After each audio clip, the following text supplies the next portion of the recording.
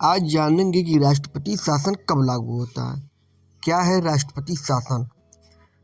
भारतीय संविधान के अनुच्छेद 356 में विशेष रूप से उल्लेखित है और यह राष्ट्रपति को राज्य सरकार को बर्खास्त करने की शक्ति प्रदान करता है। इसे तब लागू किया जाता है जब राज्य में संवैधानिक तंत्र की विफलता हो या राज्य सरकार किसी संघ सरकार के निर्देश का अनुपालन नहीं करती हो। अनुच्छेद 356 के तहत राष्ट्रपति को किन किन परिस्थितियों के अंतर्गत इसका प्रयोग करने की अनुमति होती है। तो सबसे पहले देखेंगे कि राज्य में संवैधानिक तंत्र की विफलता या राज्य सरकार के संघ सरकार के किसी निर्देश का अनुपालन करने की स्थिति, विधानसभा में बहुमत न होना, कानून और व्यवस्था का पालन न होना, चुनाव के अनिश्चित परिणाम, दल बदल या गठबंधन की समाप्ति आदि।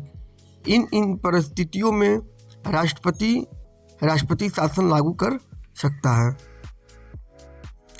राष्ट्रपति शासन, जिसे अनुच्छेद 356 लगाने के रूप में भी जाना जाता है, एक ऐसा उपाय है जिसके तहत केंद्र सरकार किसी राज्य का प्रशासन अपने हाथ में लेती है यदि वह संविधान के अनुसार कार्य करने में विफल रहता है। तो यह कर्तव्य अनुच्छेद 356 से उत्पन्न होता है, जो केंद्र को यह सुनिश्चित करने का आदेश देता है कि राज्य सरकार संवैधानिक प्रावधानों के अनुरूप हो। राष्ट्रपति शासन लागू करने के लिए एक उद्घोषणा को 2 महीने के भीतर संसद के दोनों सदनों द्वारा अनुमोदित दिया जाना चाहिए। यदि इस अवधि के दौरान लोकसभा भंग हो जाती है तो उद्घोषणा लोकसभा के पुनर्गठन के 30 दिन बाद तक वैध रहती है, बशर्ते कि राज्यसभा इसे मंजूरी दे दी। राष्ट्रपति शासन के दौरान राष्ट्रपति को विशेष शक्तियां प्राप्त होती हैं, जिनमें राज्य सरकार के कार्यों को अपने हाथ में लेना, राज्य विधानमंडल पर संसद के अधिकार की घोषणा करना और आवश्यक कदम उठाना, यहाँ तक कि संवैधानिक प्रावधानों को निलंबित करना भी शामिल है। राज्य में आपातकालीन लागू करने की क्या प्रक्रिया होती है? अनुच्छेद 356 को लागू करने की प्रक्रिया में राष्ट्रपति को राज्य के राज्यपाल में से एक रिपोर्ट प्राप्त होती है, जिसमें कहा गया है कि राज्य सरकार स्थिति को संभालने में असमर्थ है। राष्ट्रपति किसी अन्य उद्घोषणा के माध्यम से आपातकालीन उद्घोषणा को रद्द कर सकता है। आपातकालीन उद्घोषणा को वैध बताने और इसे लागू करने के लिए इसे अनुच्छेद 356 के खंड 3 के तहत संसद के दोनों सदनों में प्रस्तुत किया जाना चाहिए।